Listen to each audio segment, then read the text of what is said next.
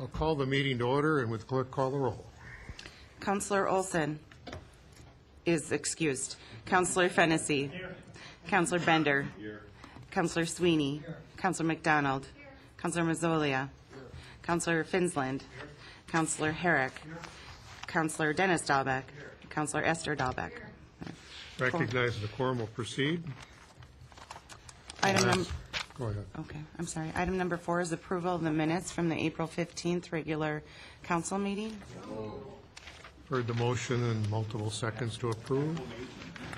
All in favor signify by saying aye. Opposed? Motion carried. Item number 5.1 is a public hearing to receive public comments on community development needs and fair housing choice. This time I'll call for a public hearing and ask those that wish to speak in favor of to do so now. Those that wish to speak in favor of may do so now, and for the last time, those that wish to speak in favor of may do so now. Hearing none, those that wish to speak in opposition may do so now. Those that wish to speak in opposition may do so now, and for the last time, those that wish to speak in opposition may do so now. Hearing none, I'll call the public hearing to close and ask the pleasure. There's no action needed on this item. Okay, that's better yet. Item number 5.2 is the 2013 Consolidated Annual Performance and Evaluation Report. There's no action required on this item also. Those that wish to speak in favor of or comment may do so now. Those that wish to speak in favor of or comment may do so now. For the last time, those that wish to speak in favor of or comment may do so now. Hearing none, those that wish to speak in opposition may do so now. For the second time, those that wish to speak in opposition may do so now. For the third time and final time, those that wish to speak in opposition may do so now. Hearing none, I'll call the public hearing to a close. Item number 6 is the consent agenda. Councillor Bender is requesting to separate item 6.19.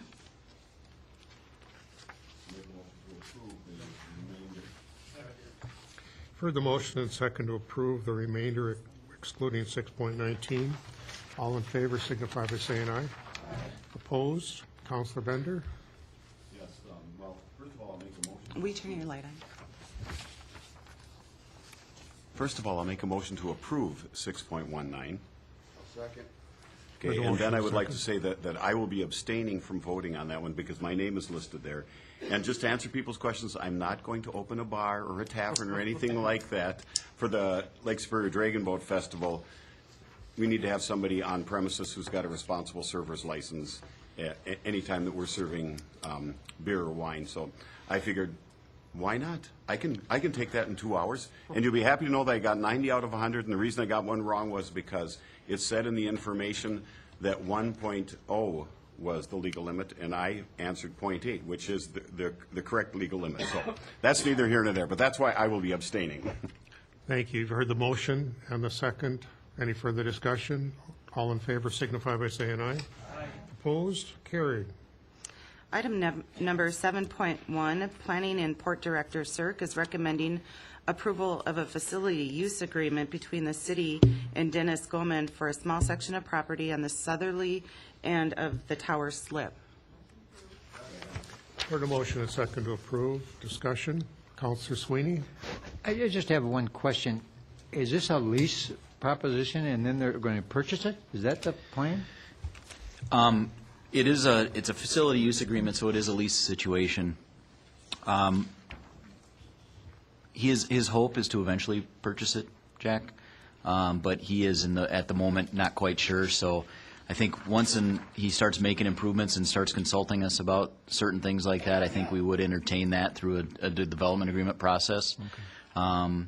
He does have some pretty aggressive goals with what he would like to do with the property, and I think when we kind of get to that point, we'll start talking about improvements and the like. One more. How did we arrive at that, for my information, for the fee or the rental per month, per year? That one was a pretty difficult one. We negotiated that. We looked at some land values and some leases in the area and kind of shot at $500 is what we did. So it's a small piece of property. It doesn't have much use for us, and if he can use it and hopefully eventually improve it, we can, it'll be a much better goal for us, so.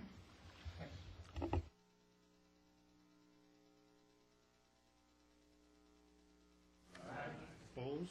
Motion carried. Before we move on to item 8.1, Assistant Finance Director has a presentation regarding the sewer billing.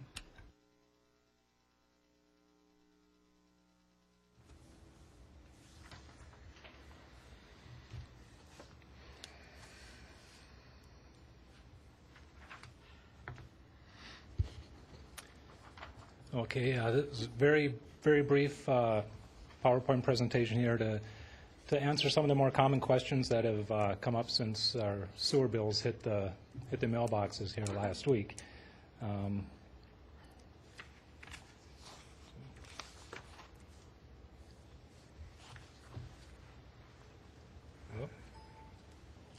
That was really short. So. I applaud that.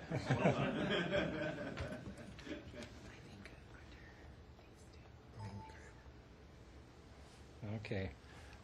Since July of 1995, Superior Water, Light, and Power has been including charges for municipal sewer service on customers' monthly utility bills. This service has been provided at a cost to the city and is a convenience to customers in the city. In 2013, the city was notified by Water, Light, and Power that it wished to discontinue billing for sewer service. It was a business decision by Water, Light, and Power based on a number of factors, primarily upcoming changes to their own billing system, and then the resources and time required to manage the sewer billing process. So before the change, this is what your bill looked like. Had charge for electric, gas, sewage, and water. Okay. After the change, after the first of the year, this is what everyone's bill looks like. Very similar. I'm using my own as an example here. It's got electric, gas, and water, and no sewage. And you can see, I mean, my charge in April was $255, where before the sewage was even taken off there, it was only $208. So, I mean, it wasn't obvious by looking at your bill that some charges were dropping off. I think there were rate increases by Water, Light, and Power. And then the cold winter we had resulted in higher costs in other areas. So it wasn't obvious that the change was made. So after we were notified, what do we do? Well, we had to develop our own billing system to bill the sewage, and we had to notify the public. And we did notify the public. Here's a list of the things we did. We had an article in the front page of the Telegram in October informing people of the change. There were notices put in the paper summarizing the changes and inviting people to public meetings, which we held two of them in November. Point number 3 there. So we had approximately 100 people attend these sessions. We respond to multiple emails in a landlord group that exists, explaining the changes and getting input from them to improve the billing system and that we were setting up. On the city website, there's a link to frequently asked questions and other information on the billing. Water, Light, and Power included a stuffer and their final billing in December, explaining why they were going to stop billing the sewage. And then the city also included a stuffer in property tax bills that went out and our stormwater bills that went out at the end of the year. And finally, in March, we received an outstanding customer balance file from Water, Light, and Power, and there were over 2,000 customers who still had balances, unpaid balances. So that all the property owners Again, over 2,000 were sent letters saying the city was going to start billing, and here's the outstanding balance you have. So there was some outreach, but many people were still not aware that the city took over the billing. Had to explain it to my own father here last week, so I hope he was mad. he was. So just the next few slides here, some of the top questions we've been getting. The phones kind of rang off the hook. We've had several hundred phone calls over the past week. I guess in contrast to that, we've had over 1,000 payments come in already too. So, there's been more people who have written the check and paid it than called to complain. So that's, I guess, a good thing. Some of the top questions here, why am I getting another bill from the city and what is it for?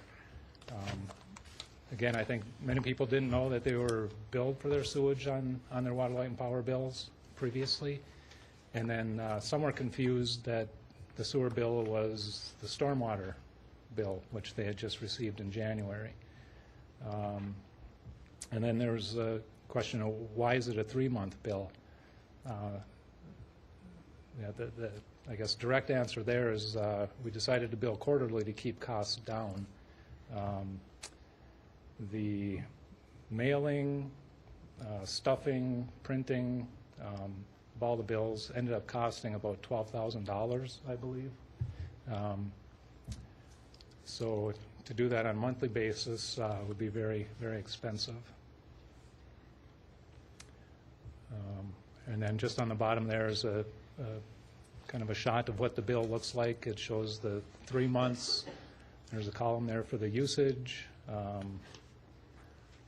And you can't see some of the titles in there are in a light blue color, but shows the usage number, the variable fee, and then the fixed fee for each of the months.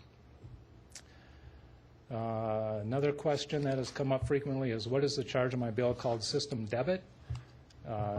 It's highlighted on that middle section there, and that's the any customer who had a outstanding balance with Water, Light, and Power, that's the amount that was applied on their account.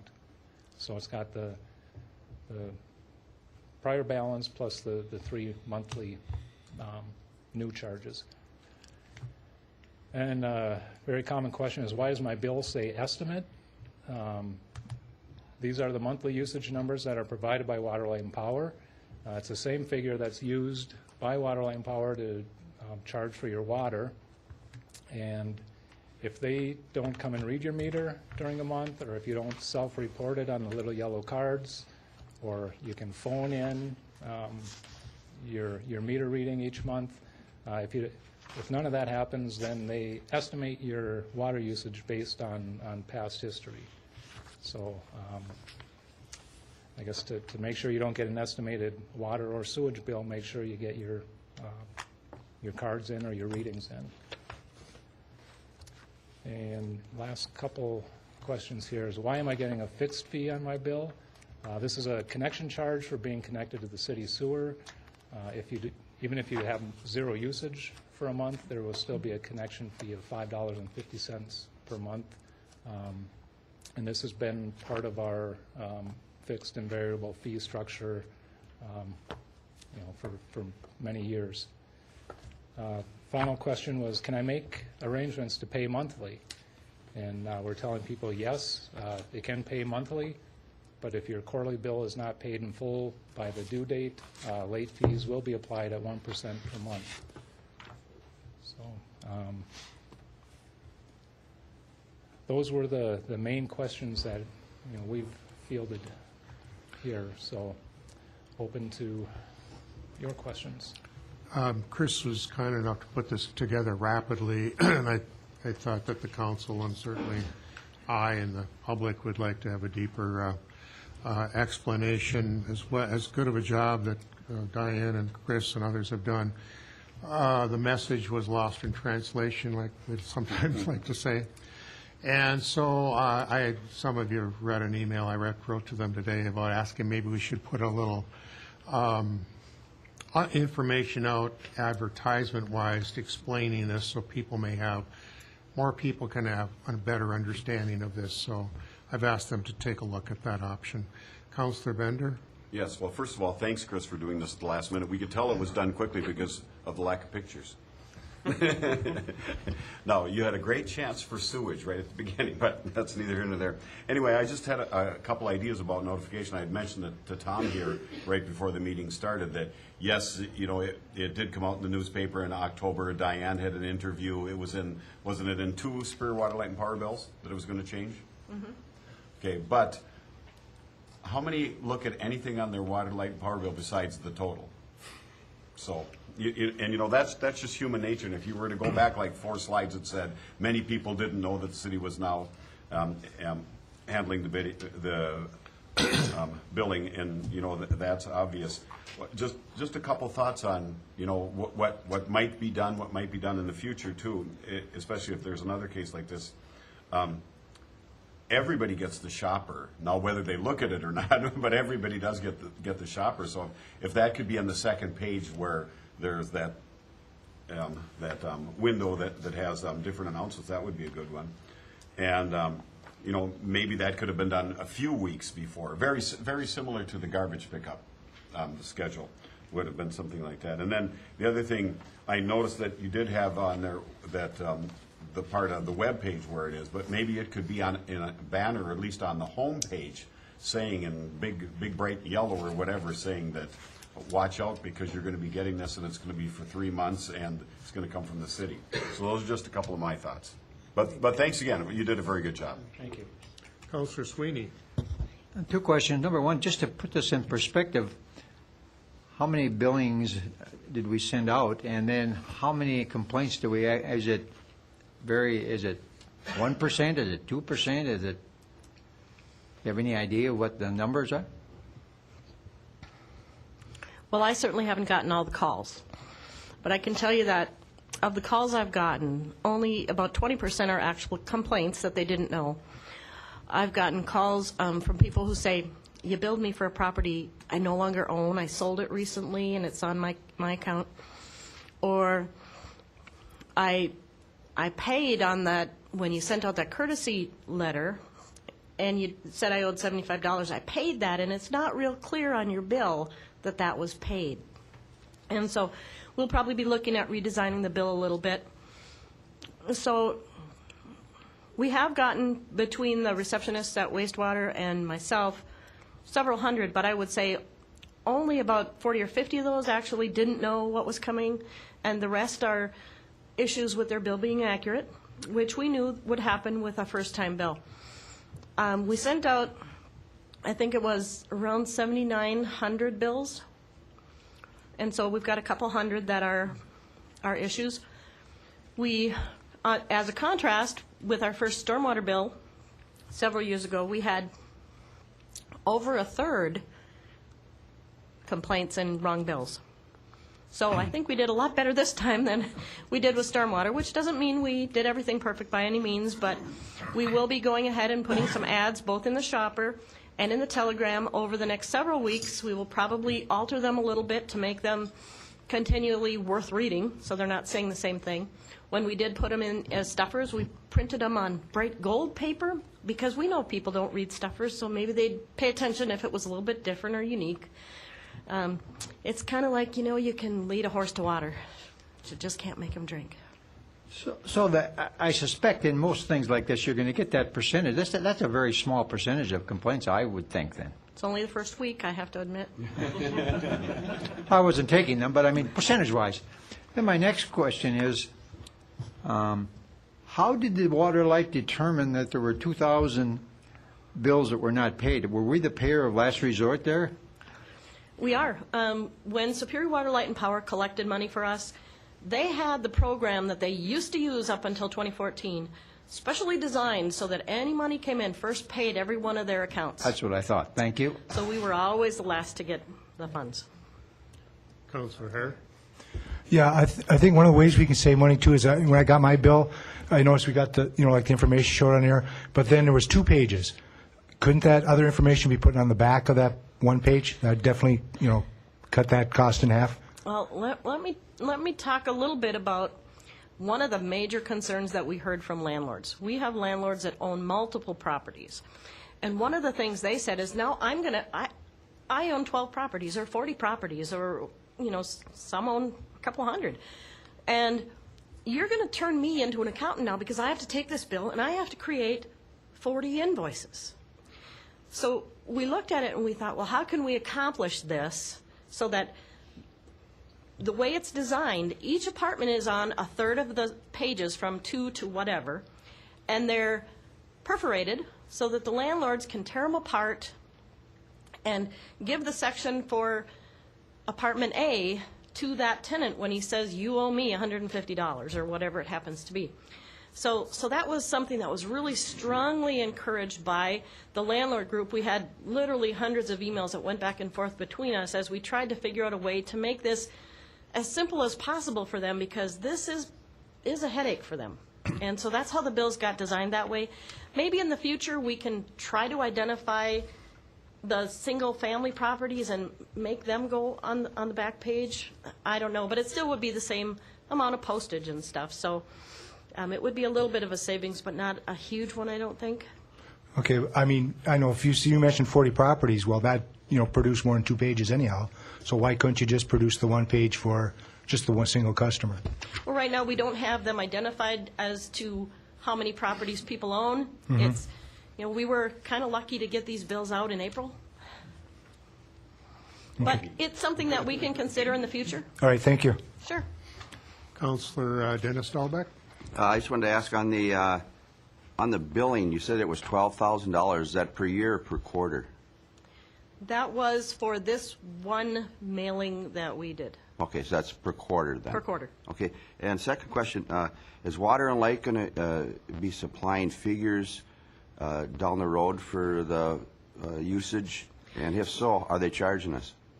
They are providing a monthly report to us. It's a text file, basically an Excel file.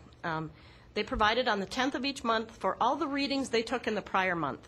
So I will be getting one on the 10th of May, and it will cover all the readings they took in April. They, I think a contract was brought in front of the council. They are charging us $1,500 per year for that service. Oh, okay. That's good. That's all. Thank you. Any further questions of Diane or Chris? Thank you very much. Thank you. Appreciate it.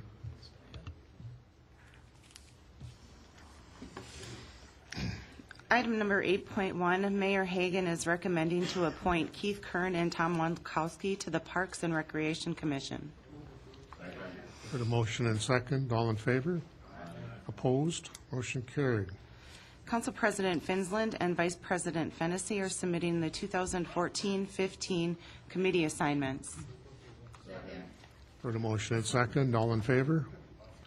Opposed? Motion carried.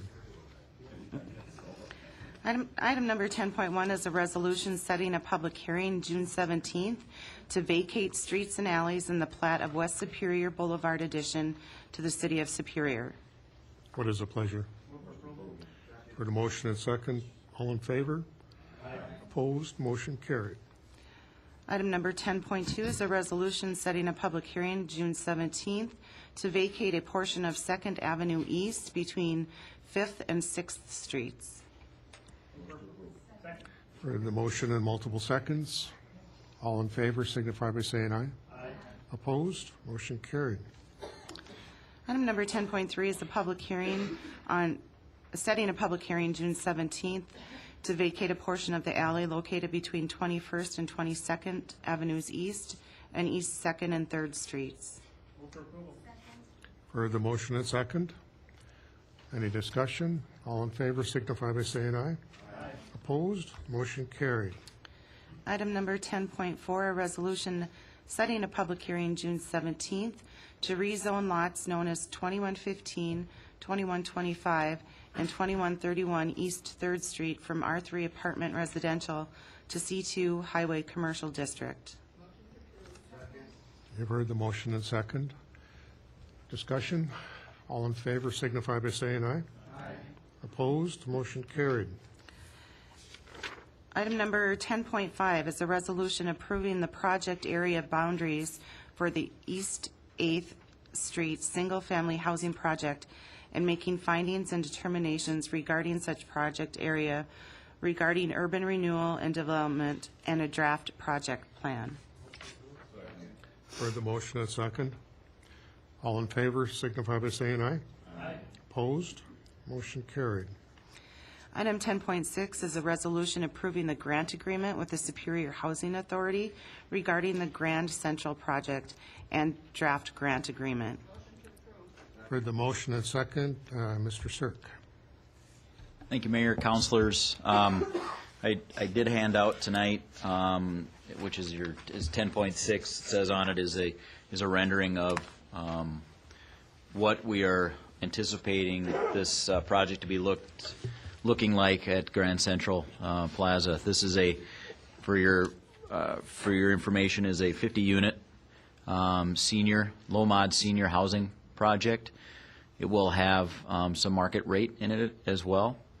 It is primarily single family or single rooms as well as double rooms. This grant agreement is our last document through this process, which, as you remember, I think last month we had a development agreement.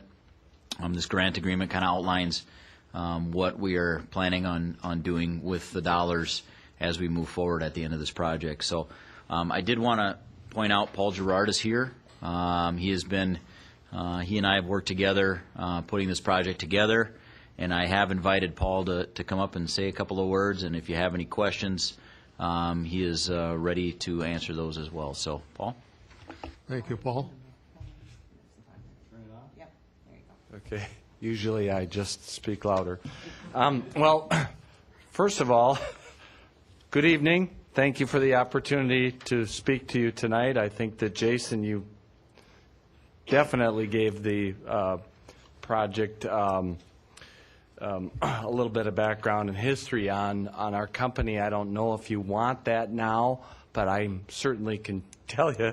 But I see a couple of heads nodding. But really, this has been a 3-year process for us. When we first came up and presented to the department heads and the mayor, I can't thank city staff enough for their overwhelming support and help getting this project to where it is today. We missed on our first round of tax credits about a year ago, and last year we did submit under a high-impact reservation through the state, and we were one of 20 applications that applied in your community, one overwhelming on the scoring. So, but what you have before you there is a nice elevation and a rendering of what we intend to build. We do have 1- and 2-bedroom units. The amenities would be very similar to your home. We'll pay for their heat and hot water, sewer and water. There will be soft water also for on the hot side to help with the fixtures. But there will be a washer and dryer in every unit. There will be a full kitchen in every unit. Jason did say we will have some market rate units. And this project will also be operated and managed by your housing authority as well. So with that, we intend to hopefully break ground on or before June 1st. We are currently out, we're getting ready to submit bids out to the general, all the contractors within the area, and we hope to have occupancy of this property in May of next year. And with that, that's all I have. Councilor Herrick. Yeah, will all the units have parking? Or there'll be Good selected question. parking? There will be 44 stalls under the building at grade, open air ramp. So we do have some very low income units within this that the individuals make about $9,000. So we didn't feel that those individuals would have a car. So, Okay. but there will also be plenty of visitor parking as well, and there will also be some services that will be offered to that specific group that we're currently working with some agencies within the community right now to pick up those services. And I can't tell you what the services are going to be because those are on a case-by-case individual need. Thank you. Counselor Sweeney.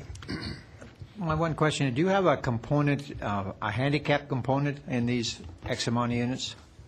100% of all the units will be handicapped accessible. And there will be, on the front door, there will be an automatic door that'll open as well. Thank you. All right. I've got a Counselor question. Fuller. Where and when can a person, start the application process to get one of your units? And do you just rent to Wisconsin residents or anybody? We are going to primarily work with individuals that live, we'd like to try and take care of the individuals that live within the community. We'd like to try and free up some of the homes that you have in this community that could then be sold to a young family, and the whole process starts over with the assessment, making those homes available. We'd like to get some of the elderly individuals that are in their homes now out of them and into a facility like this so that, when the service does stop, they can service 20 or 30 individuals rather than the bus or the care facility stopping at 30 homes. But we would like to work with residents of Superior, and then we'll open it up from there. I would encourage any individuals that are interested to call the Housing Authority and to be placed on an active waiting list for this property. Counselor, you raised, I'm sorry, go ahead. Another question. I live in I'm not sure, I thought maybe you guys owned a New York Apartments. Do you own New York No, sir. Apartments? Okay. Well, we have, and I think there's like 23 units there, and only like 3 of them are handicap accessible. And I just recently injured myself, so I'm using a wheelchair, and I noticed that most apartments, or all the apartments in my building, the doors are kind of narrow. So you're saying all your rooms are handicap accessible? 100% of all of our housing units will be able to accommodate a wheelchair, and within like for example, if you further got into the plans, you'd see the bathroom area has a 5-foot turning radius. Yeah. So does the kitchen. That all has turning radiuses. There's an elevator in the building as well. So there is barrier-free for this project. Sounds really good. Thank you. And we'd be happy to house you, so. I'm gonna apply. Okay. Well, we do have some market rate units too, so, and those will be with no income restrictions. So, all right? Thank you for your questions. Counselor Mazzulli, you raised a good question. Part of the strategy that we developed here, when I asked Paul and his company to come to town to speak with us 3 years ago now, doesn't seem like 3 years ago, but it is with regard to developing and enhancing housing ability in the community on 3 levels. One is to have projects such as this so that people that may be seniors would like to step down to a more convenient housing as far as size and stories and so forth, to free up some of the neighborhood housing for younger families or people that want to get into housing. And so this is the first step in that regard. The second one, of course, is revitalization of individual neighborhoods in the community, which we're entering into a program that we'll be talking about soon. And the third one, of course, is to develop and provide for other new subdivisions for growth, if you will. So this is very positive. We're excited about this opportunity to work with you, Paul. Just a little bit more about his company. They're in 7 states. Am I correct on that? 8 now. 8. Oh, okay, that time flies. And they do housing for seniors. They do multi-purpose or multifaceted structures. That's not the right word.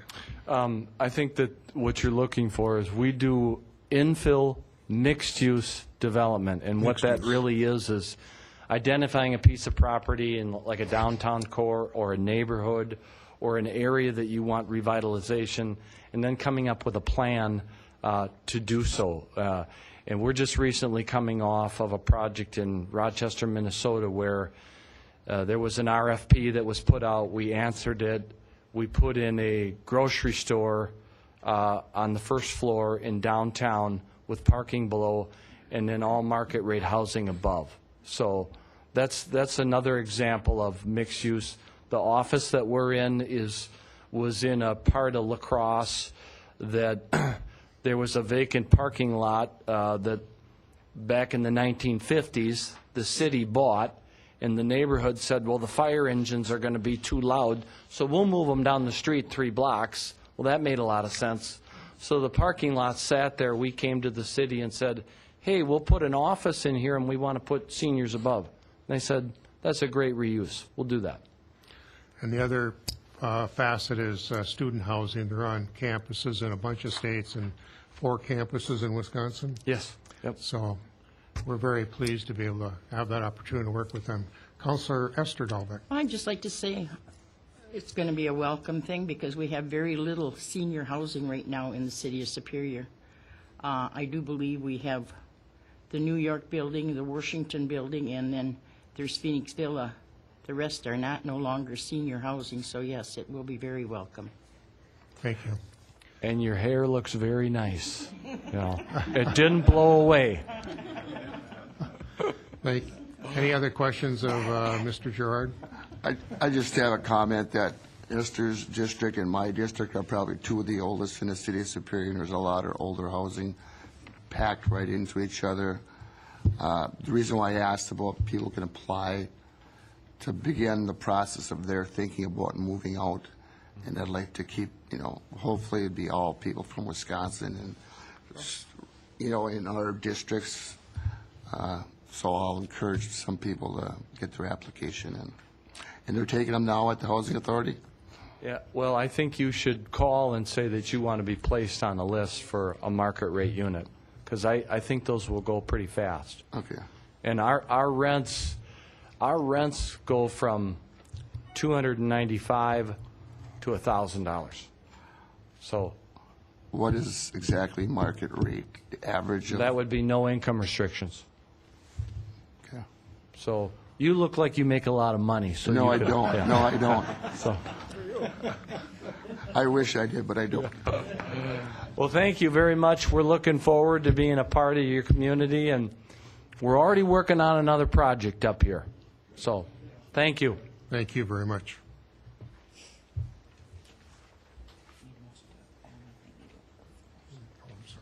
You have a motion and second on the floor. All in favor signify by saying aye. Aye. Opposed? Motion carried. Item number 10.7, a resolution proclaiming May 10th, 2014 International Migratory Bird Day. Heard the motion and second.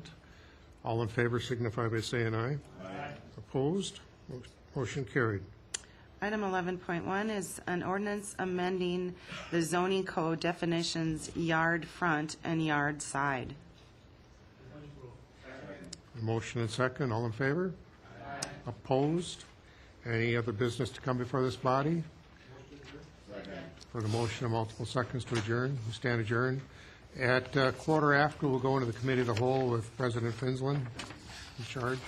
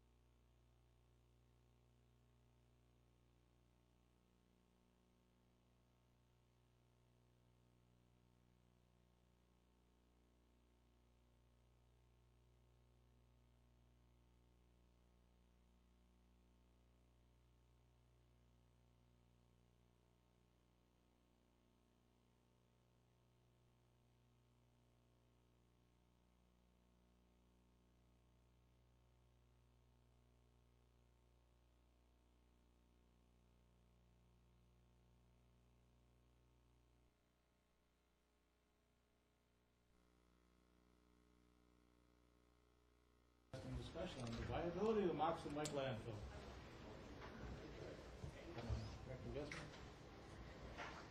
Mayor? Mr. President, I'll kind of lead out here.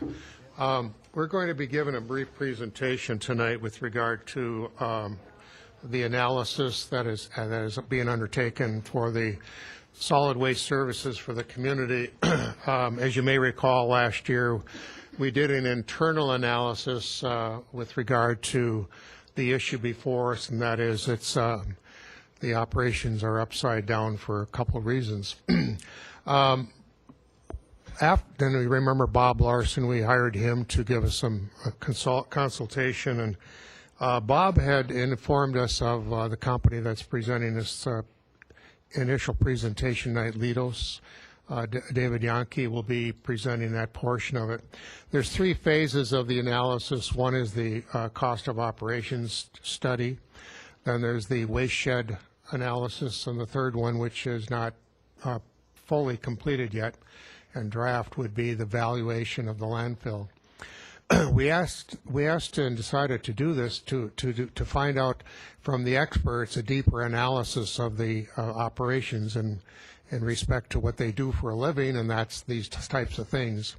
And the second thing is to see if we were on target, off target, middle of target with regard to our internal analysis, with regard to giving you the best information for further discussion and your own decision as to how we should proceed in the future. So it's interesting that the landfill, or the operations right now, is the second most expensive operation we have in the city. The police department being about $100,000 more.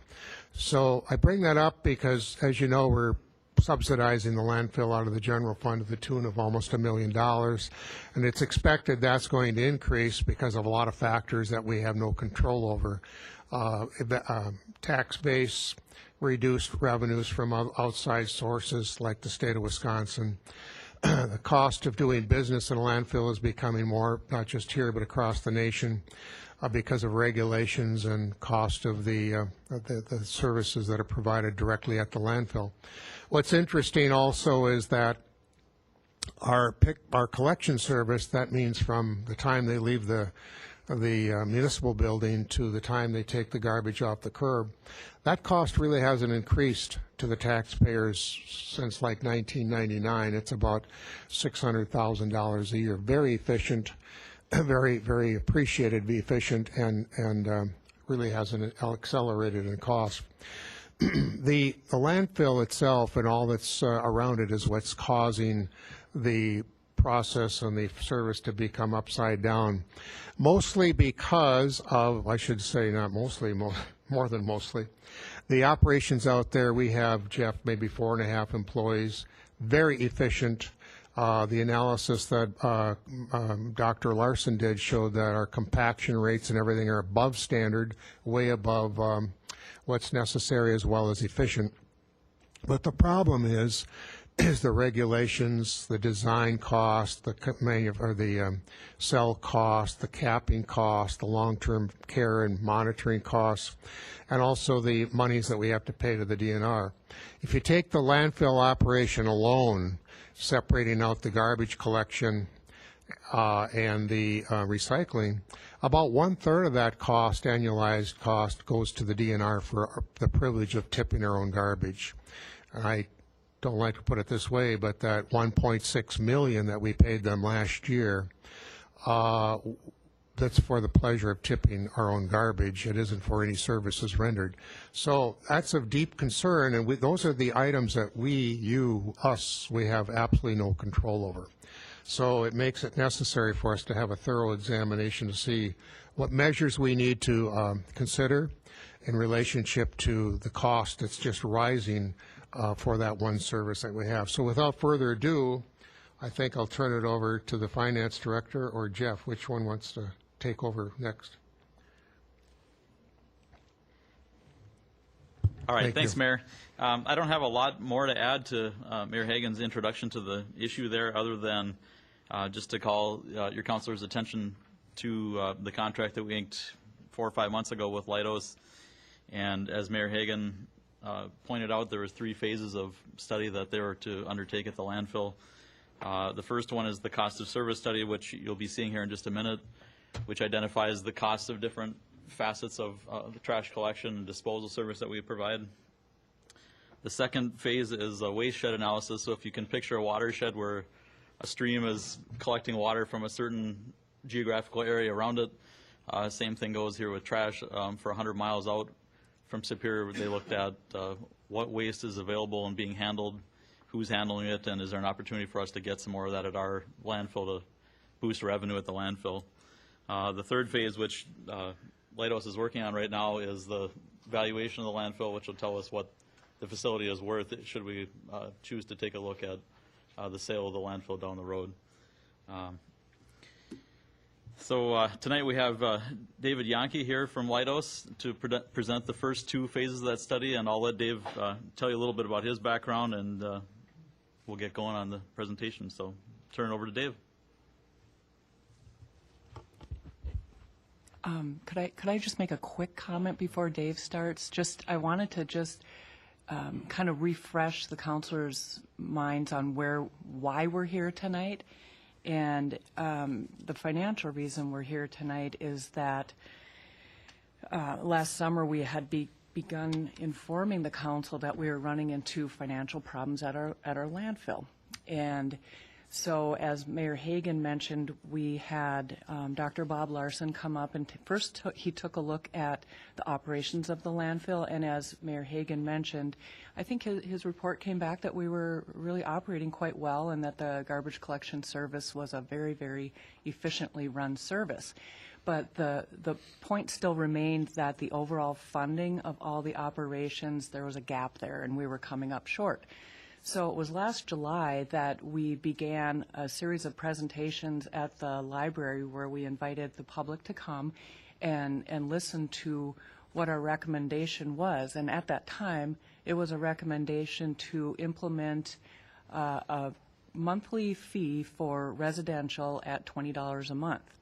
And that we estimated from our internal analysis would be enough to cover the gap that was existing in the landfill. So it was honestly within 15 minutes before the start of the first presentation that I received an email, and it was coming from the state, and it was in regard to any new fees that municipalities would try to implement, that if you implemented a new fee for something that was previously covered, at least in part by your tax levy, you'd have to reduce your levy by that same amount.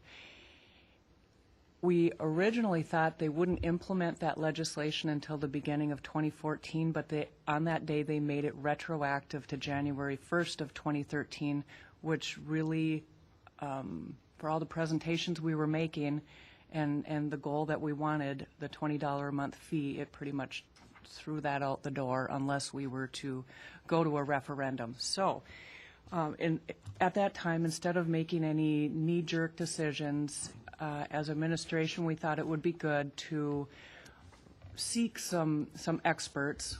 In addition to Dr. Bob Larson, he recommended that we speak with Dave Yankee and his firm to come in and do a very comprehensive review of everything financially going on with our landfill, in addition to the operations and any potential waste that we may be able to attract to our landfill to make it more financially sound. So that's where we are today, and as Jeff mentioned, the first couple phases of the work that Mr. Yankee will be doing for us is complete, and I believe the rest will be complete next month or shortly thereafter. So I just wanted to refresh everybody's memory with why we're here. Okay. Well, thank you. Again, my name's Dave Yankee, and I appreciate that. It's good to get a lot of that background there because that's what's driving these 2 studies we're going to talk about this evening. And again, just to give you a little background on myself, I've been involved in the solid waste arena for a little over 20 years now. What I focus on primarily is these types of studies, cost of service and rate design studies.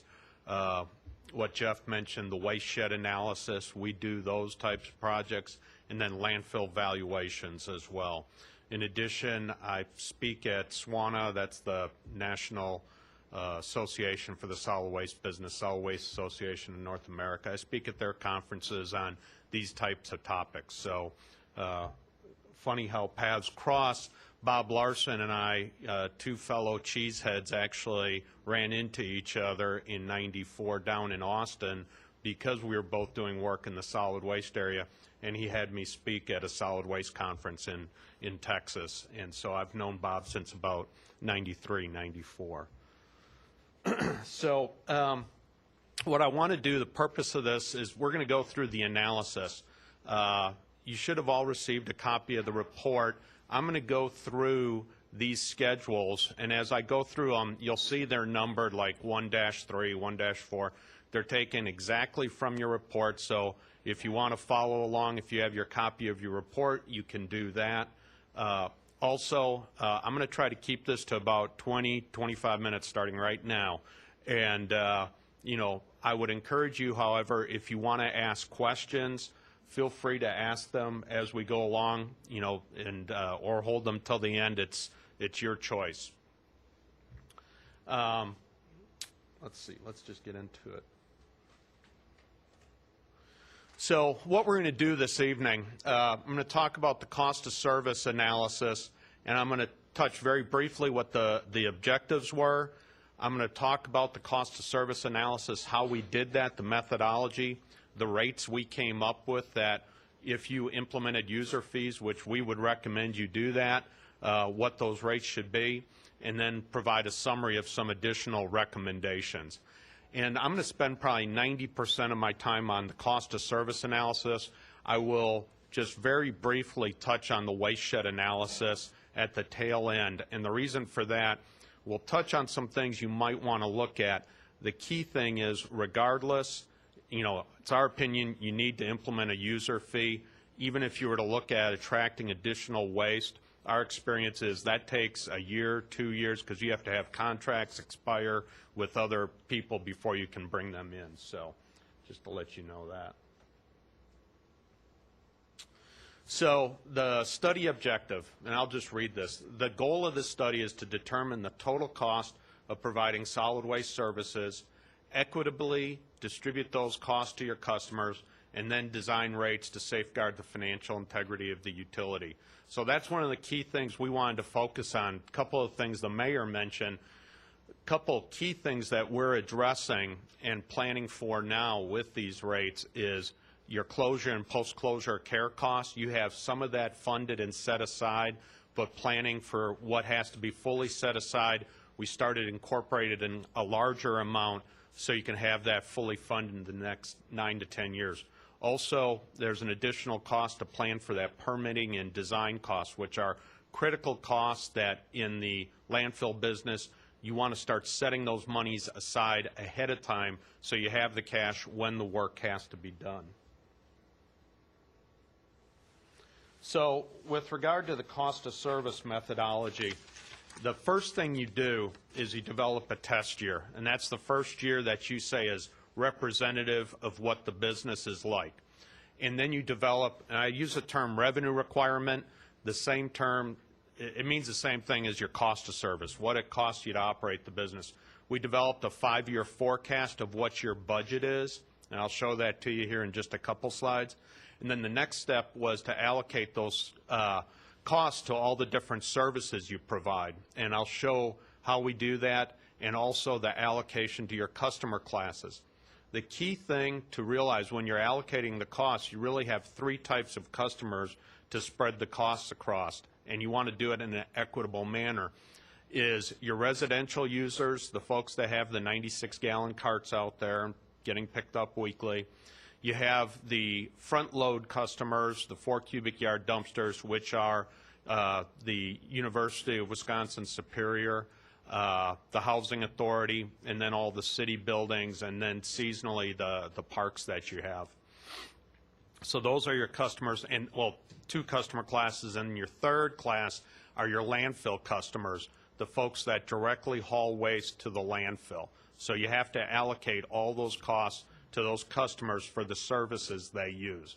And then you determine the billing units for those 3 types of those 3 classes of customers, and then set the rates.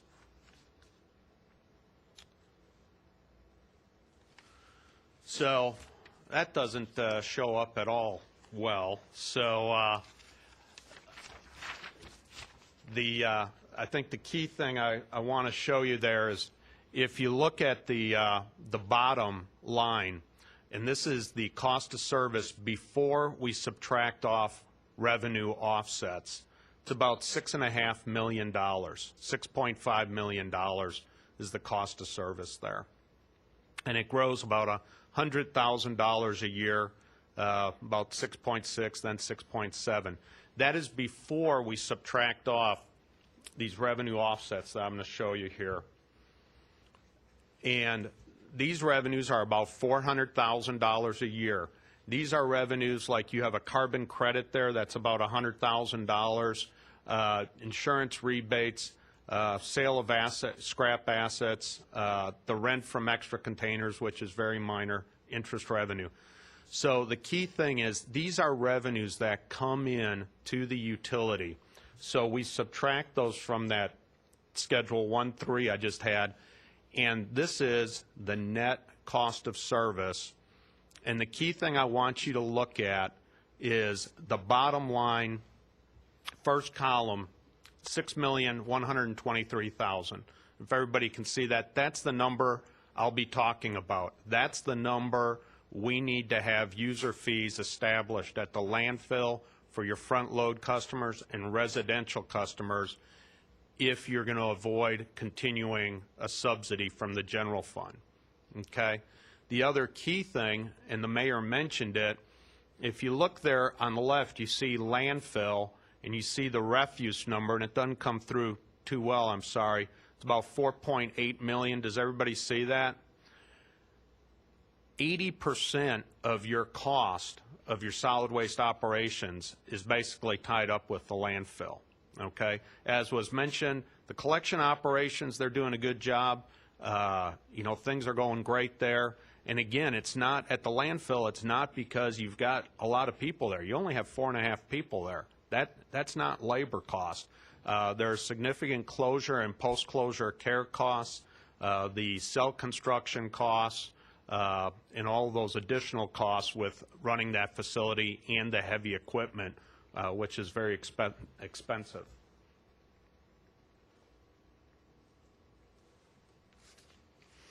So we have to, let me make sure I've got the right page here. Okay. So I mentioned we have $6.1 million in costs that we have to recover through rates. So I mentioned one of the steps was identifying the customer classes, which are your residential users, those front load dumpster customers, and then the people that just haul their waste directly to the landfill. And I'm going to talk about those three customers on these two slides. So you basically have about 9,900 residential units. Those are single-family homes, multi-family units that use cans, the 96-gallon cans, and then small commercial businesses. We use the term small mom-and-pop businesses. They just need a garbage can or two. They don't need dumpster service. So that's basically just under 10,000 customers. And then on the dumpster side, what we're talking about, it's a different unit that you look at. These are front-load 4 cubic yard dumpsters at those three entities, the Housing Authority, University, and City Buildings. And those containers get lifted or dumped 5,700 times a year. We look at the frequency because that's how you allocate cost and the disposal cost and all those things. So those containers are getting picked up and dumped 5,700 times a year. So those are two of your customer classes. And then your big one is the landfill. And what we're focused on here are those customers that are hauling directly to the landfill. So you're taking in about 114,500 tons, you see there. For our forecast, to be conservative, we assumed no growth with regard to the assumptions. For various clients, sometimes we'll have no growth, sometimes a modest 1, 2, or 3% growth. It depends what the historical average is, especially when you're dealing with landfills and with recycling programs. If recycling is increasing, you can actually see a decrease in tonnage. So to assume constant level tonnage is a conservative and a good way to go here. But if you look, you'll see that it's about 85% of your waste is coming through that Western Lake Superior Sanitation District contract. So about 93,000 tons comes through there. And they have a contractual rate, which I'll talk about in just a second. Then you have 10,200 tons that is being picked up by the city in those residential cans and those front load dumpsters I talked about. That 10,200 tons gets dumped at the landfill for free. And when I say free, it's being absorbed by the general fund. So as we know, there's nothing free, but there's no user fee to recover that cost. In the user fee that we calculate and project and recommend implementing, that makes sure that the residents and those front load customers all share in their cost for disposal of their tonnage, okay? And then we have other tonnage that's disposed of, sludge and things like like that. Does anybody have any questions yet? Sure. What if you just completely drop WSSP and service now? That's a great question. Let me finish this slide, and then, well, first of all, the short answer is, and you have a lawyer over here, and I'm not a lawyer, although I've been accused of practicing law at times. I don't know when this contract expires. Yeah. The contract expires in 2019. So I don't think you have a lot of flexibility there. And one of the things to keep in mind, we'll talk about the rates, and I appreciate where you're going, it's a good question, is this is a fixed cost business, and so while we may want to raise their rate, there's some benefit to also having them there because they are paying $3.4 million a year into a landfill, which is a very heavily fixed cost business. And I'll give you an example. If we canceled the contract tomorrow and you didn't get sued for doing that, you're going to start losing that revenue. Your closure, post-closure costs will not go down. You're still going to have to be paying for those costs, which, setting aside the money right now, is about $400,000 to $500,000 a year. There's a lot of fixed costs. You still have to keep the heavy equipment out there, and because you only have 4 people out there, you're not going to get a huge cost savings, and you lose $3.4 million. So, but it's a good question. So this is the revenue coming in with the projected rates, the contractual rate that the district pays, which is about $37 a ton, and then the other parties are paying at $51 a ton. And again, you'll see there's no revenue for tonnage that's picked up by the residential and the front load trucks. One of the key things I want to mention, that $37 rate was set back in 2011, and at the time, with the best information that was made available, that was a good estimate of what cost was. Since then, there have been additional costs with regard to Cell 5 construction costs that have increased, which have helped to raise that cost of providing the service versus what was known back in 2011. So the key thing I just want to emphasize here, if you look at year 1, fiscal year 2014, if you do nothing and you don't have user fees, you don't do anything, you're projected to bring in about $4 million, that $3,988,000, and the cost of service, remember that $6.1 million, the net cost of service, $6.1 million, that's your cost. You're going to be upside down about $2.1 million, and that stays pretty constant like that at about $2.1 million. So that's where you are. So let's talk about some of the solutions. And here's the bright side. Given where you are, there's some pretty good options here when you get to the cost of service. And your services are, as was mentioned, they're being run well, but it's a matter of looking at what you need to charge for those services. So going forward on the landfill side, again, the Western Lake Superior Sanitation District contract is locked in at that rate that increases at inflation, an inflationary rate, very modest growth. We are projecting that currently you have $51 as the rate charge, third-party tonnage, and then for grit, sludge, and those types of materials.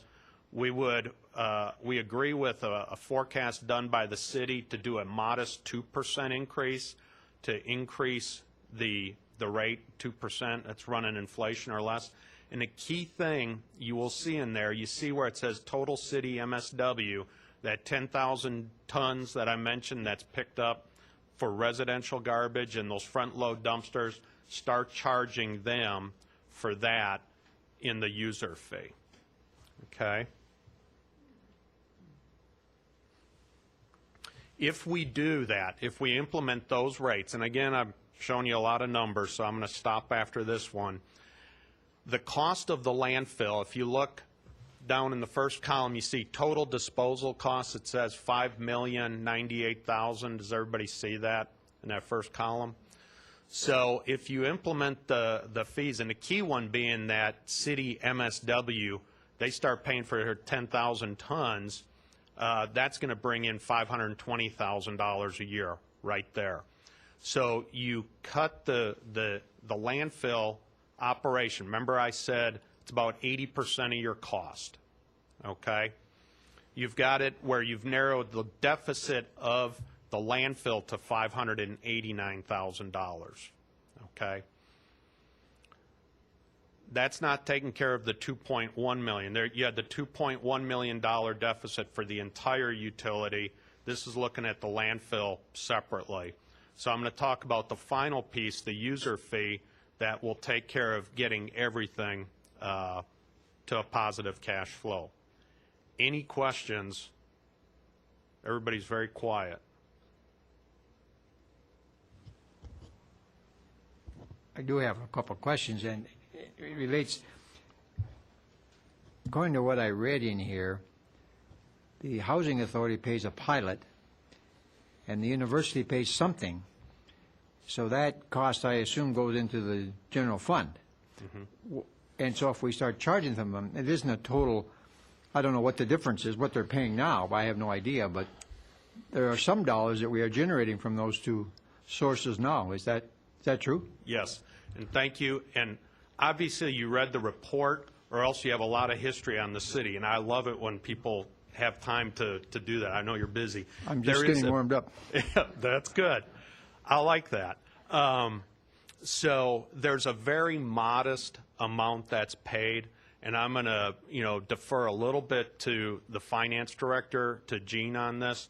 But one of the things we talked about was how much would that be?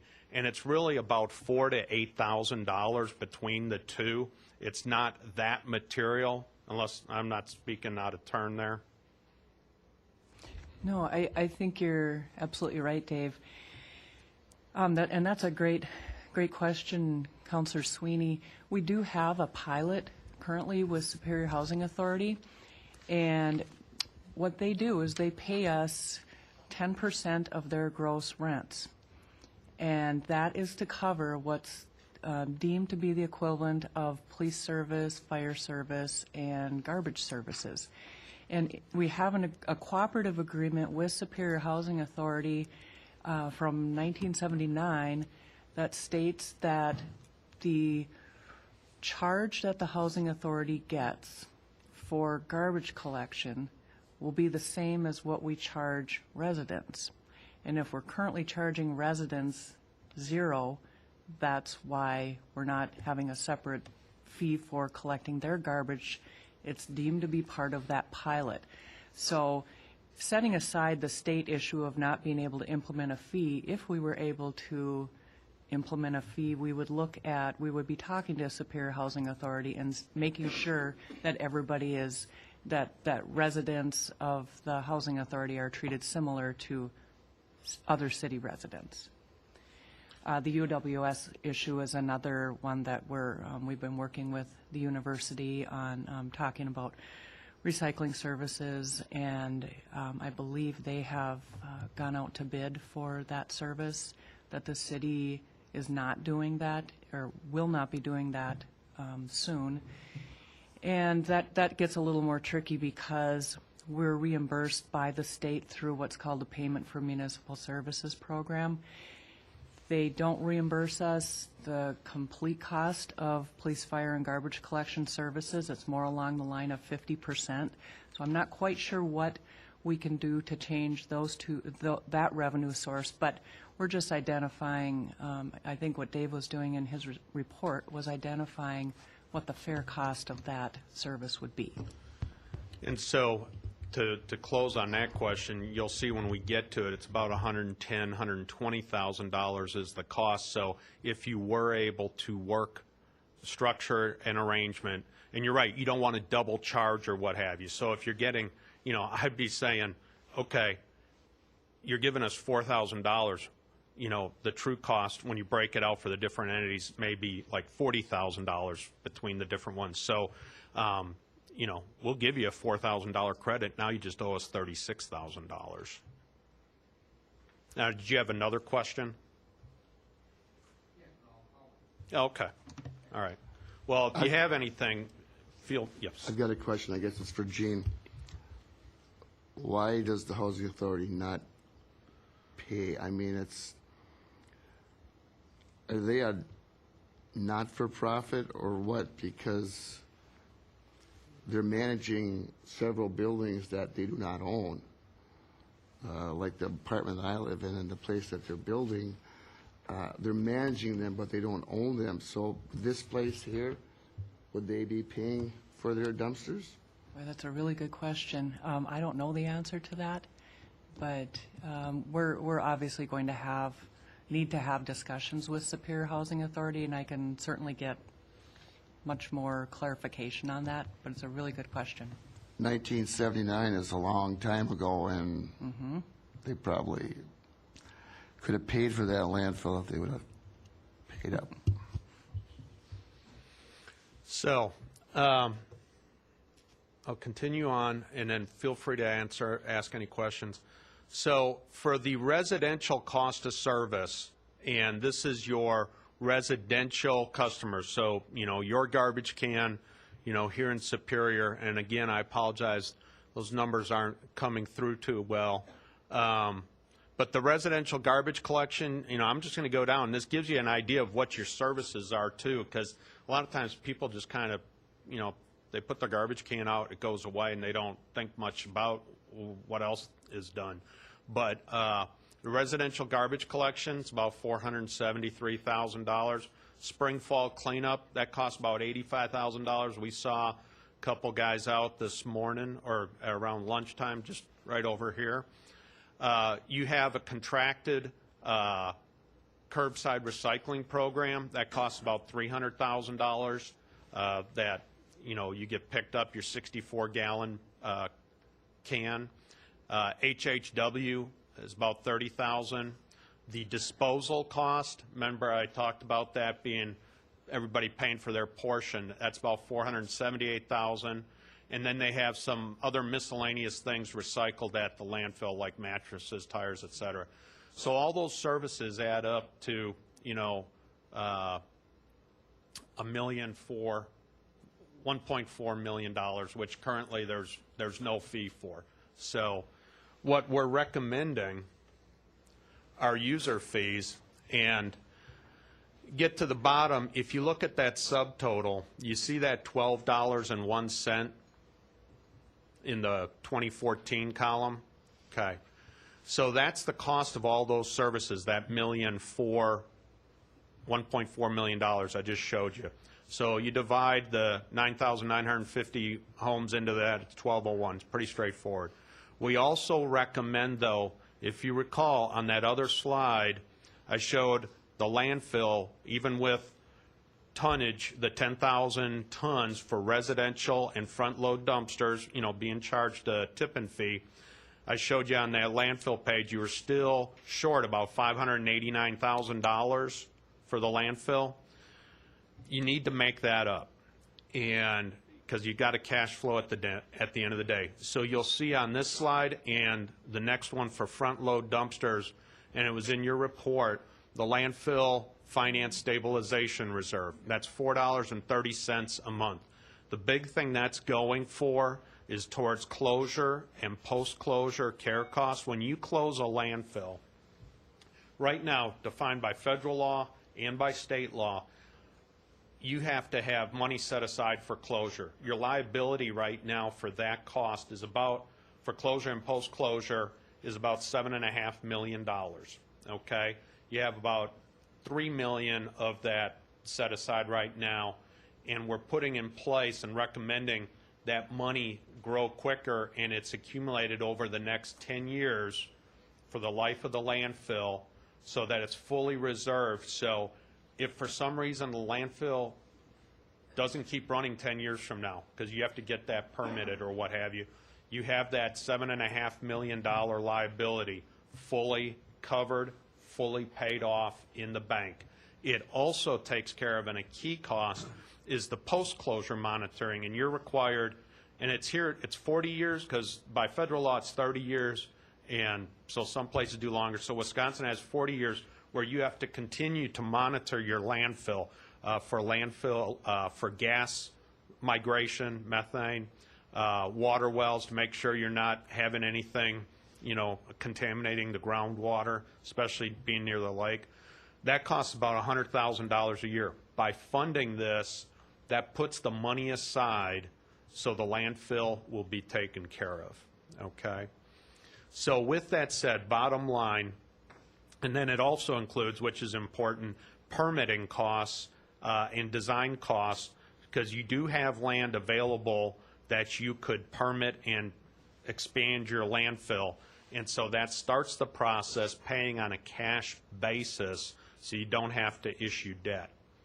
So with all that said, $16.31 per month per household, and you can see that goes up very modest, like a quarter every year. So that's the residential side. Any questions before I go to the front load? Yes? Yes. Could you go back one slide, please? Sure. Okay, looking at the first one down, the residential garbage collection of the 473K. Yep. That's based on weekly, correct? Yes. Okay. So would that go down to half if we were to go to biweekly? It wouldn't go in half. It would go down some, but one of the issues, there's a couple things that I would look at there. I would not recommend going to every other week garbage. We do see it like you have recycling every other week.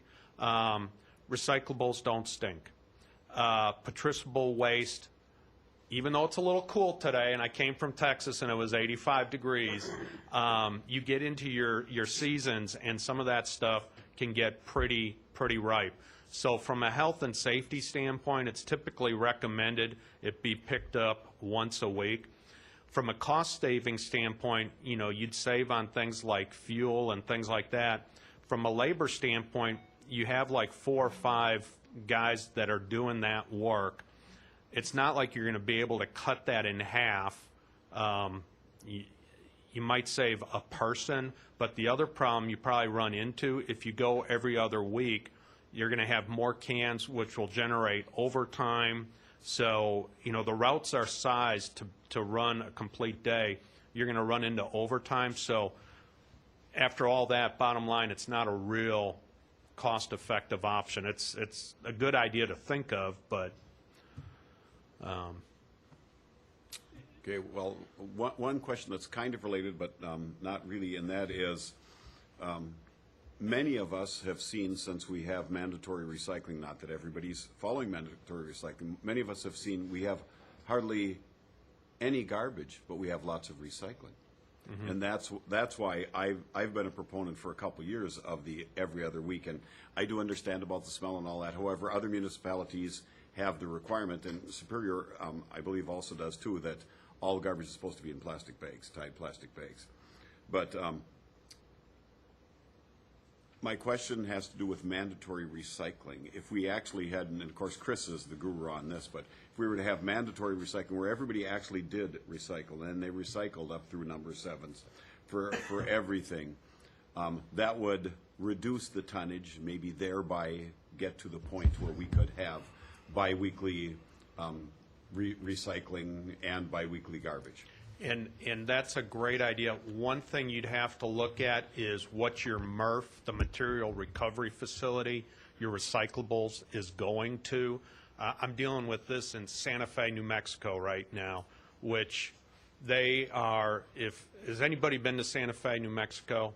It's a very artsy area, and there's people that want to recycle everything, and so they're trying to look at how to do that. But the MRF they haul to it's a city-owned MRF, but where they haul from won't take the additional plastics. So while they want to do it, you have to find someone that's capable of taking that. So that's one thing you'd have to check on the end stream to see whether they're able to do that.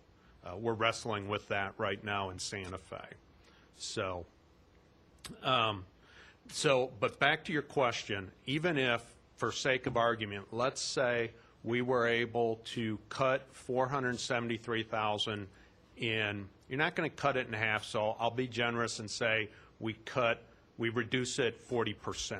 Okay, so 40% of 470, it's about 190,000. We'll say 200,000. So you reduce your costs $200,000, and we'll say there's no overtime and there's no other problems with that, because your recycling is going to go up, and then your private contractor is going to probably ask for more because he's going to have to pick up more. So everything always moves. I always say it's like a balloon.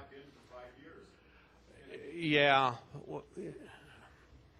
So, but we'll give that.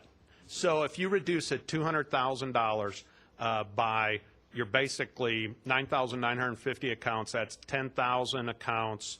So $200,000 divided by 10,000 accounts is going to be $20. So that's going to be about, $1.75, $1.80. And that's making a lot of assumptions you can do that. So you still need to have the user fee. So I appreciate where you're coming from. Anything to say about it? No, I hear you.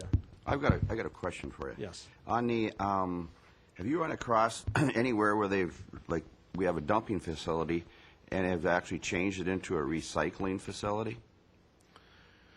Are you talking like a transfer station?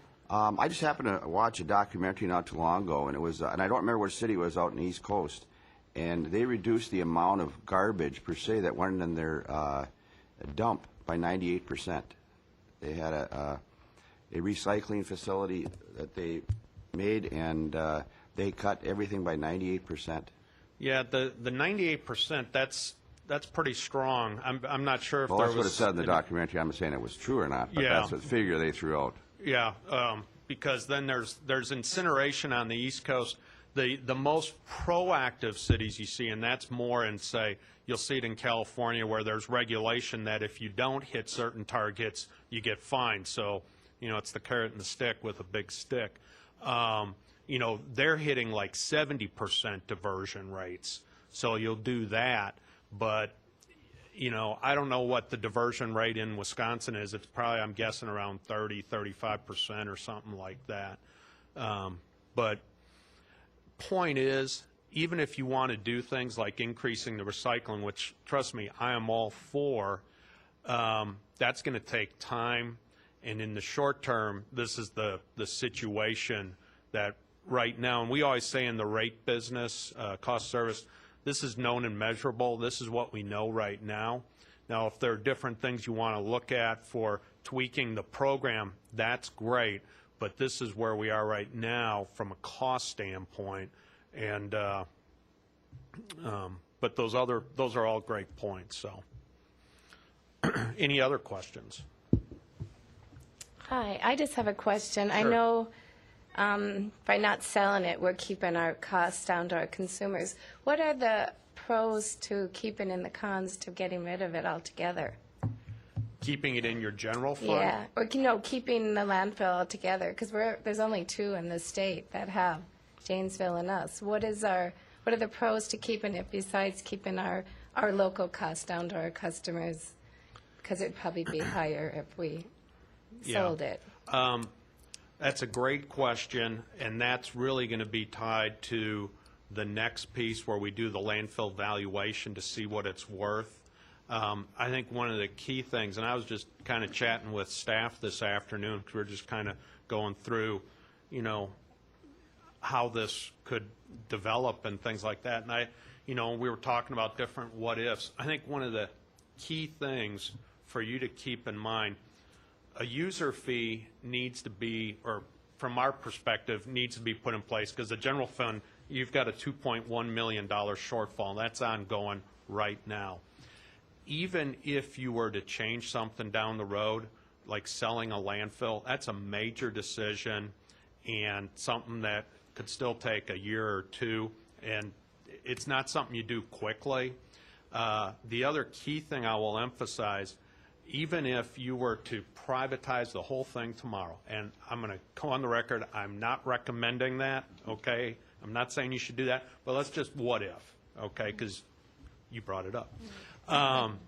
Even if you privatize the thing tomorrow and a private came in, they're going to charge your citizens or the city, they're going to charge someone for the collection costs, for running the landfill, everything. So that $2.1 million really doesn't go away.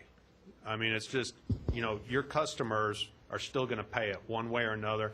And I'd probably make the argument, we do procurements also, where we help go through that process.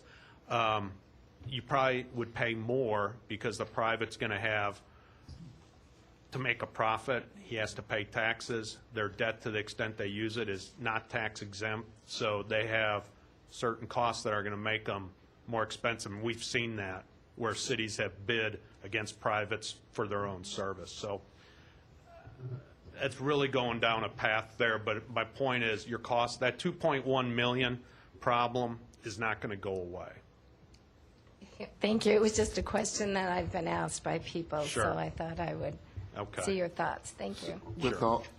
With all the numbers we've been passing around, the 1621 being classified as a user's fee, can we actually impose that? Or this is what it costs, but we can't impose it? You said something before about a referendum. Yeah, another great question, Counselor. And I was going to touch on that at the end of the presentation. I can talk about it now, unless you want to wait until the end when we talk about what can we actually do in this situation. I can wait. Okay, all right. Let me do this. I will blast through this in the next 2-3 minutes so we can get to what it means, because you've seen the key stuff. So those are your residential rates. Your front load rates, so that's your cost of service for those front load dumpsters. It's about $111,000. The cost, again, subtotal, you see the first year, $19.35 for each lift, plus that landfill financial stabilization reserve to make up that shortfall at the landfill, that $589,000. So for every lift, it's $22.10. And when I talk lifts in the garbage business, you've got some of these dumpsters where they're picked up 3 times a week, Monday, Wednesday, Friday. The majority are, but some get picked up 1 time a week. So you charge for each lift. If a dumpster is getting picked up 3 times, it gets $22.10 times 3 versus once a week. It's basic math. So bottom line, if you do all this, what happens? I'm going to come over here real quick. So if you put those rates in place, the user fees, the 1631, and the front load rates, the first year, this year, and we're running it on a full fiscal year. I know we're in the middle of the year, but just to run it, it's a negative. You're upside down $60,000, but you've gone from 2.1 million to 60,000, 19,000, 2,100 positive cash flow. This is your cumulative negative, and by year 4, your positive cash flow 80,000, and then year 5, 87,000, and what you had to borrow out of reserves, you've recovered. So that's with the user fees. Okay. So, in summary on the rate study, the recommendations, I would recommend, strongly encourage you implement residential and front-load user fees. That's very typical. It's more atypical to not have a user fee. I would lobby the state legislature to remove that garbage collection fee, which is onerous. If you get that put in place, you know, the residential user fees, then you're able to do away with that $1 million subsidy. Would also recommend a multiple container fee. It's very common for people that have a second container to pay an additional fee. So if the fee is $16.31, anywhere from $7 to say $10 per month for that second container, very common in the industry. Guarantee you, if a private was running the city, they'd be charging you for it. That one about raising the contractual tipping fee with the district, I mean, it's something you could talk to them about. I wouldn't hold your breath on it, but, you know. And then to the waste shed, look at trying to increase tonnage. And I'll just tell you on the waste shed now, we identified you might be able to get 10 to 30,000 tons. But again, it's a long process. It could take several years. There are contracts there. I'm not saying that's a slam dunk at all. That takes a lot of time and negotiation to do that. Evaluating commercial collection options. You know, one thing is you do have excess capacity on the commercial trucks because they're only picking up those, or your one front load truck is only picking up 3 times a week. There is potentially some excess capacity, whether you wanted to pick up other businesses. You know, we have a lot of cities that compete with privates. I'm not saying you want to do that or not, but you could do it. And then finally, you have private operators here in the city.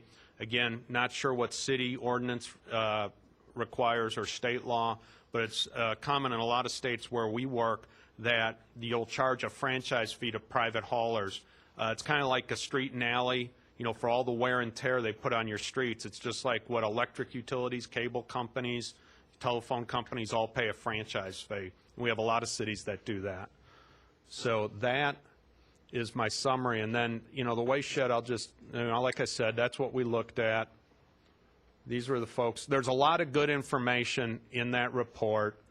And, you know, I'll just leave it with that. I will tell you one of the challenges on the waste shed analysis is even if you have a Republic operator near you and you go, wow, we could get them to dump waste at our landfill, that'd be great.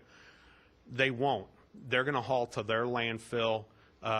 You know, they're vertically integrated collection and disposal. They want to feed their landfills. So to the extent Republic and Waste Management have landfills, they'll use theirs. That's just good business for them. That's it, and I'll take any other questions.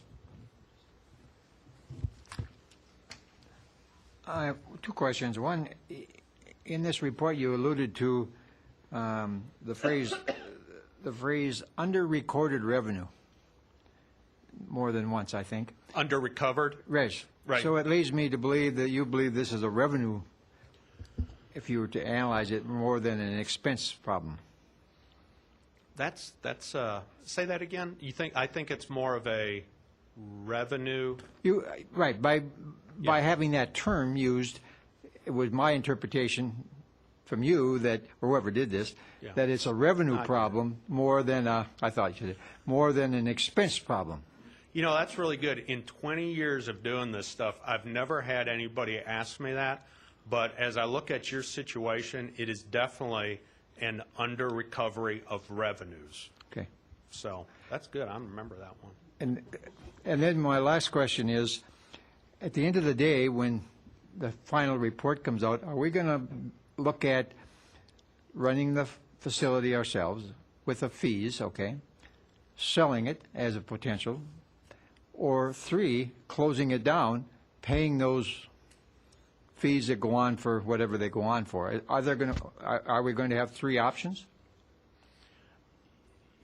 You could very well have all those options to decide. I will definitely tell you, regardless of that, anything you do is going to take a while to do. I mean, months or a year or 2. And so from that standpoint, I would still recommend going with the user fee. So, but, yes. Any other questions? Yeah, all these estimates are based on a per household cost. There's a significant difference between the households in this community. We have a lot of elderly citizens that are generating maybe a gallon of garbage a week at the most. And we have a lot of large families with 4 or 5 kids that probably fill the 90-gallon container quite readily. Is there any projection for relief for people that virtually they could consolidate their garbage with any other number of people, and certainly the woman or 80-year-old husband or whatever living on a pension is going to have a difficult time with the $16 or $18 a month, where the family of 4 kids is going to get a lot of benefit from it. Wouldn't that discourage people from reducing their quantity, for one thing? Don't you want to get your money's worth when you pay $18 or $16? Hey, I might as well throw everything in there. I'm not getting any relief for only putting in 3 bean cans a week or whatever. Right. Now, it's a great question there, and it's valid. That's why we're taking this. Right now, you have no user fee. And so I'm trying to, if I could wave my magic wand and make it happen tonight, I'd say do that. But you kind of need to walk first before you run. And so what I would like to do, because there's that equity issue, put the user fee in place. A small portion of an adjustment is, okay, for those people that have a second can, they pay for that second can, like I said, with that fee. Down the road, if you want to look in a year or two of wanting to do something as a pay-as-you-throw with different size cans, you could look at something like that, if that's what council wanted to do and all that. But right now, with so many other things going on, I'd recommend one standard fee and say, we'll look at that going forward. I also look at it like we have for, I also spend about half my time doing water and wastewater rate studies. Water, you have minimum bills or base charges, so there's kind of a base charge there with the $16, and if you're putting more out, you're going to pay for a second can. But, I hear what you're saying.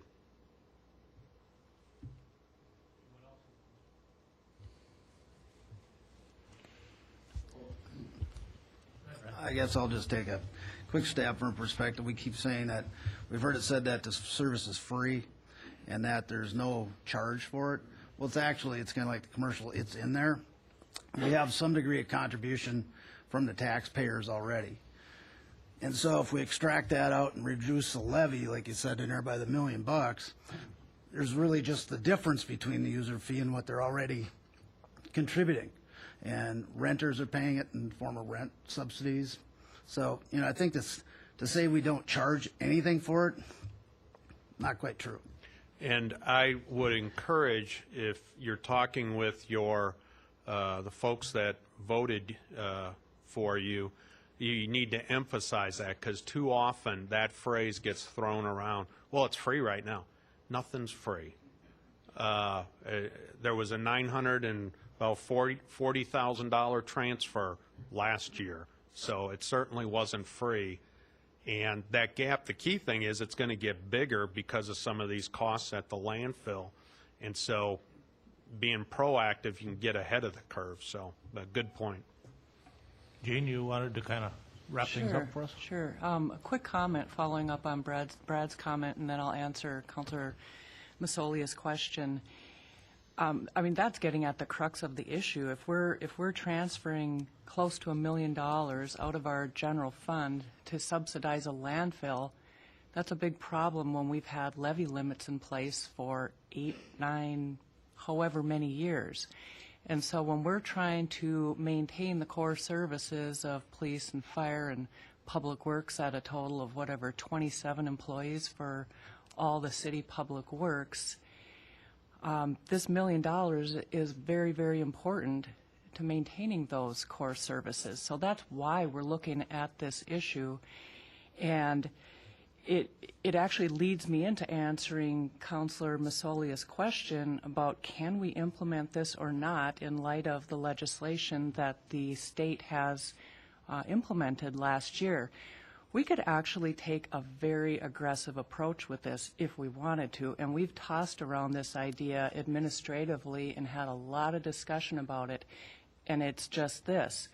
When we levy, our tax levy for, I'll say this year, is somewhere around $11,700,000. We have never said that that $11,700,000 goes exactly to cover this, that, or the other thing.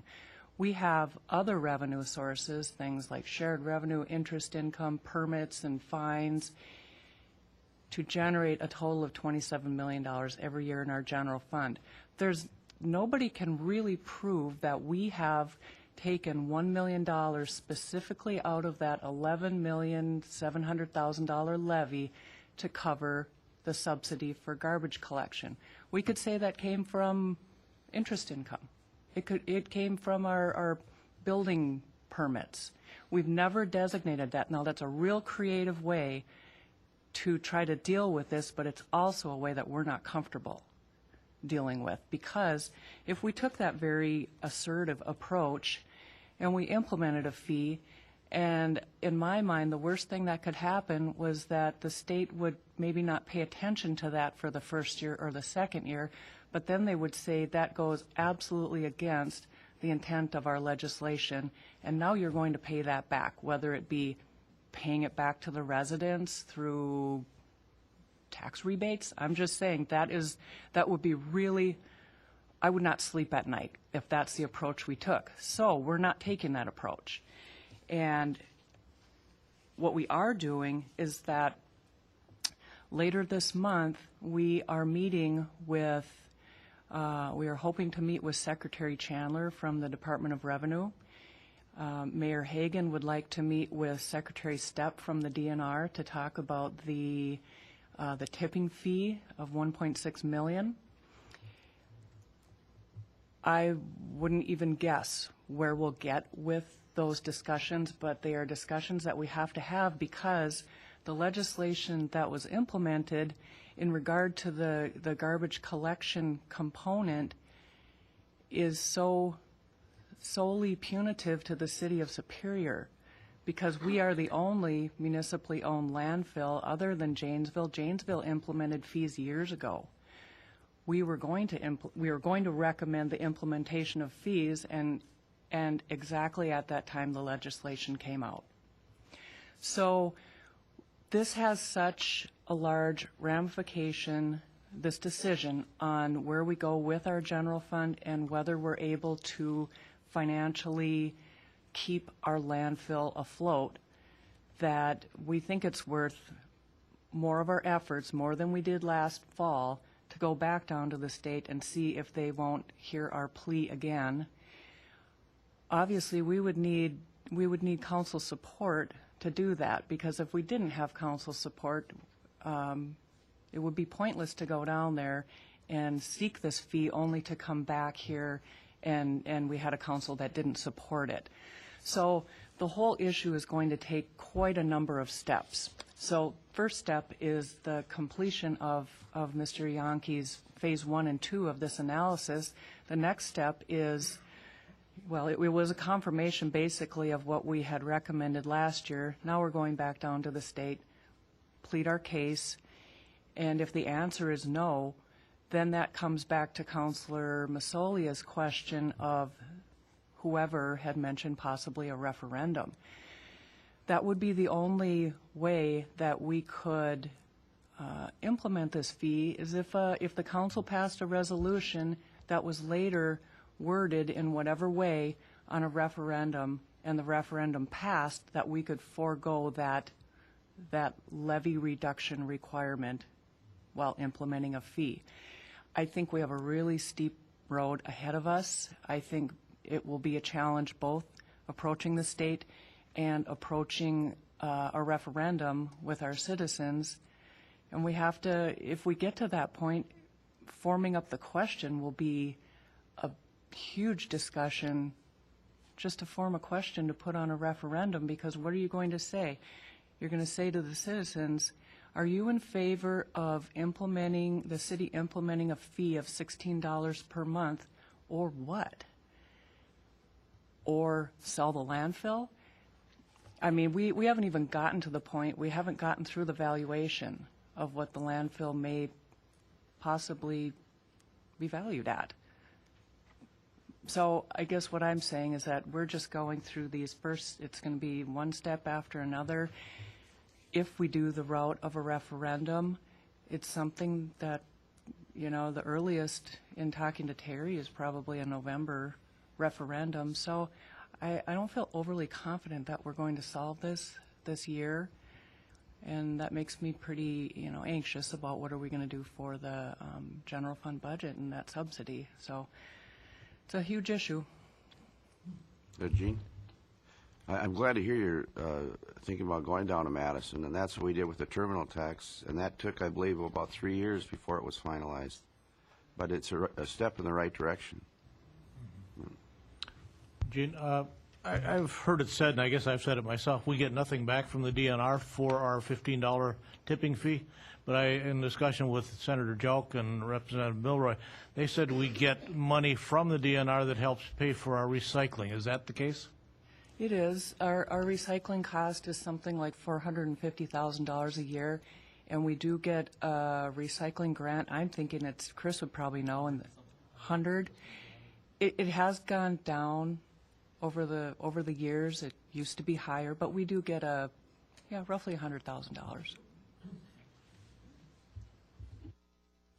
If I may, the $1.6 million that we paid last year to the DNR for the pleasure of tipping garbage is about close to 1/3 of the revenue that we take in.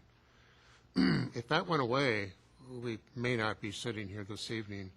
But the legislation that we followed this legislation last spring about this time, and it clearly was legislation to, in our opinion, in my opinion at least, to restrict municipalities from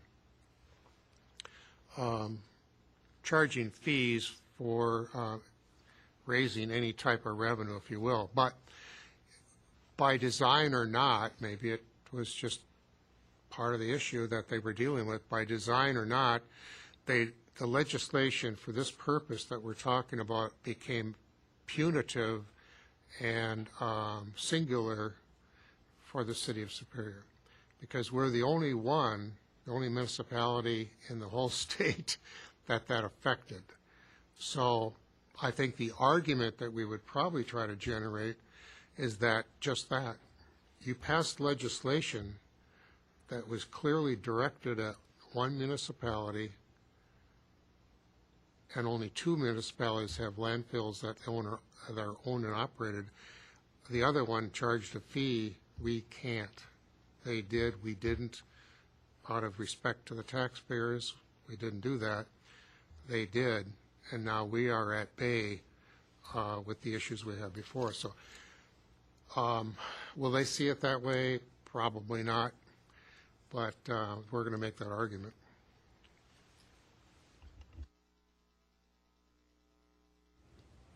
Is there anything further? We have item 2 on the agenda. Gene, I understand you've withdrawn that? I did. With Mayor's blessing, we're very, very close to being ready to present to the council, but we're like 95% there, but we were still tweaking some of the debt numbers associated with the program. So we would like to introduce that at our retreat on May 16th, start the process there, and then bring it back to the council floor. And just in regard to the retreat, are there any of the councilors that were unable to attend the retreat? I guess that was a question Ronnie was putting out on email. I don't know if everyone had a chance to respond. If